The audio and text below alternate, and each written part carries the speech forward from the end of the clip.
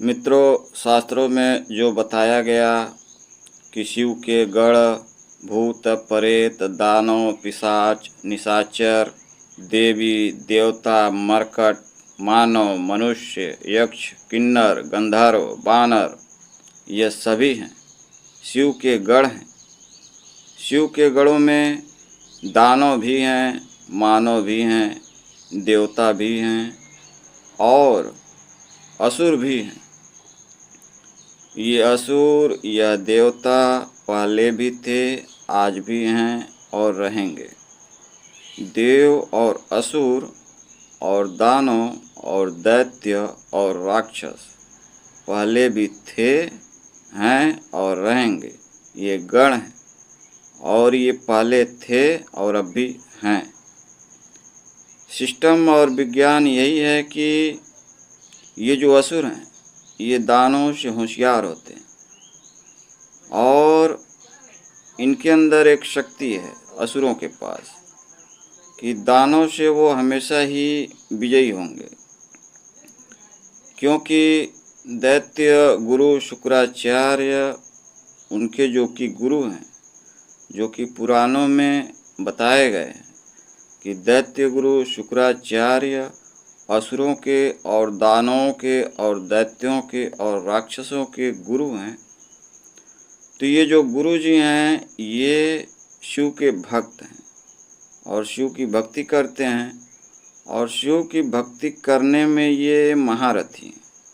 ये शिव के ऐसे भक्त हैं दैत्य गुरु शुक्राचार्य जो कि शिव को प्रकट कर भी लेते हैं और शिव में समा भी जाते हैं।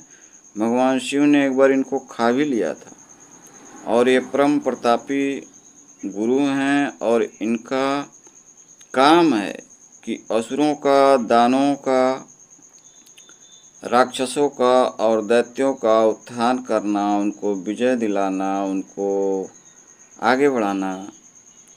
और दैत्य गुरु शुक्राचार्य चूँकि शिव के भक्त हैं तो वो शिवलिंग की स्थापना भी किए। शिवलिंग की स्थापना उन्होंने किया है दानव लोक में और दैत्य लोक में और राक्षस लोक में और असुर लोक में।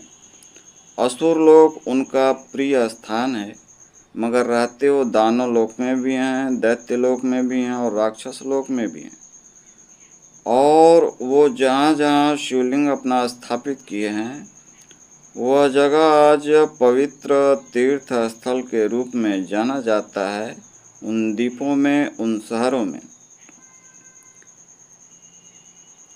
जैसे मक्का नाम का जो शहर है वहाँ पर दैत्य गुरु शुक्राचार्य ने एक शिवलिंग स्थापित किया जिसकी पूजा लोग करते हैं, मुसलमान करते हैं और ख़ास तौर से मुसलमान करते हैं क्योंकि ये दानवी कल्चर है। और दैत्य गुरु शुक्राचार्य द्वारा स्थापित शिवलिंग इनके लिए पवित्र जगह है, तीर्थ स्थान है। और असुर लोक में जहाँ माया सभ्यता के अंश पाए गए हैं, अमेरिका में भी शिवलिंग स्थापित हैं, अफ्रीका में भी शिवलिंग स्थापित हैं, रसिया में भी शिवलिंग स्थापित हैं। संसार के सभी कोनों में, यहाँ तक कि पृथ्वी के कई परत नीचे भी शिवलिंग स्थापित हैं। समय समय से शिवलिंग ऊपर आते रहते हैं, बाहर आते रहते हैं और प्रकट होते हैं, जिनको बोला जाता है स्वयंभू शिवलिंग। और ये जितने स्वयंभू शिवलिंग हैं जो पृथ्वी से ऑटोमेटिक बाहर आते हैं, प्रकट होते हैं, वो सब एक प्रकार की मैग्नेटिक शक्ति है जिसके जरिए वो बाहर आते हैं। ग्रहों के प्रभाव से, नक्षत्रों के प्रभाव से शिवलिंग साक्षात प्रकट होते हैं भूमि के नीचे से।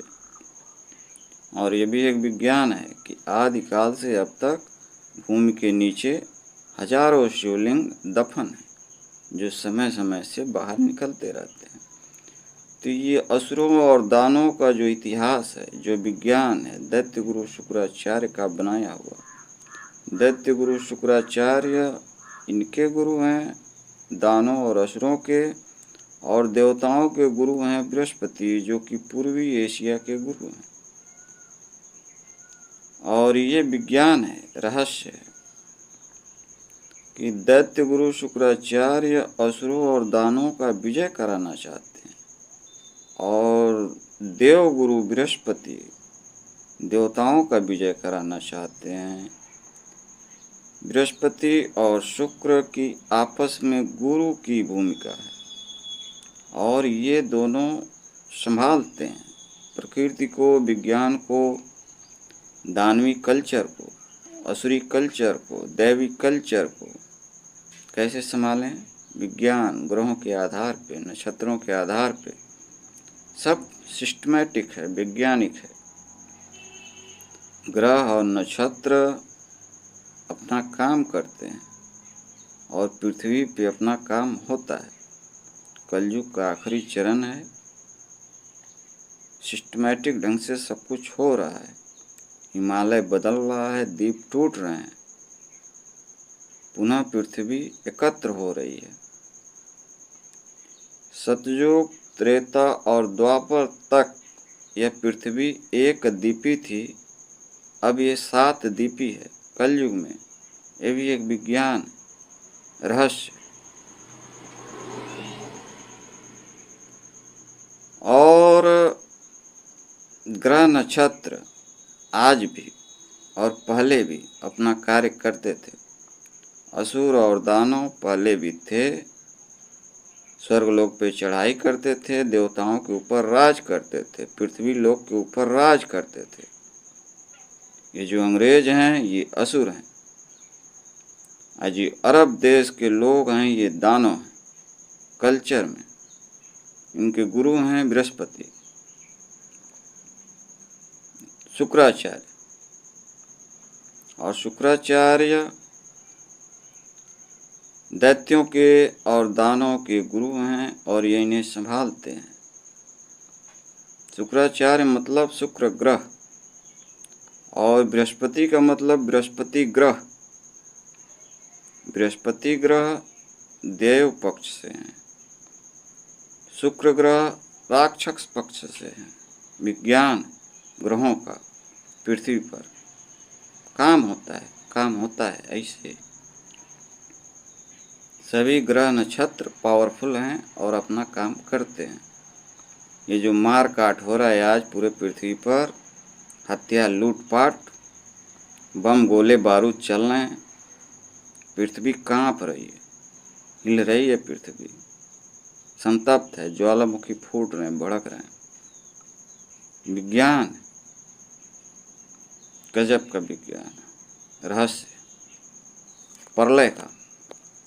शिव ने स्वीकार कर लिया है प्रलय, युग परिवर्तन का दौर जारी है। युग परिवर्तन भी ऐसा कि जिसने न कभी सुना न कभी देखा, पहली बार देखने का मौका है। पूरे जगत को देख लीजिए, आखिरी बार ये समय है देखने का। देखिए, समय का लाभ लीजिए। समय का लाभ आपको लेना है क्योंकि आप पैदा हुए हैं ऐसे युग में, ऐसे समय में, ऐसे दौर में कि जहां आपके हाथ में है, देख सकें तो देख लीजिए पूरे जगत में क्या हो रहा है। बम बम बोले, अलख निरंजन।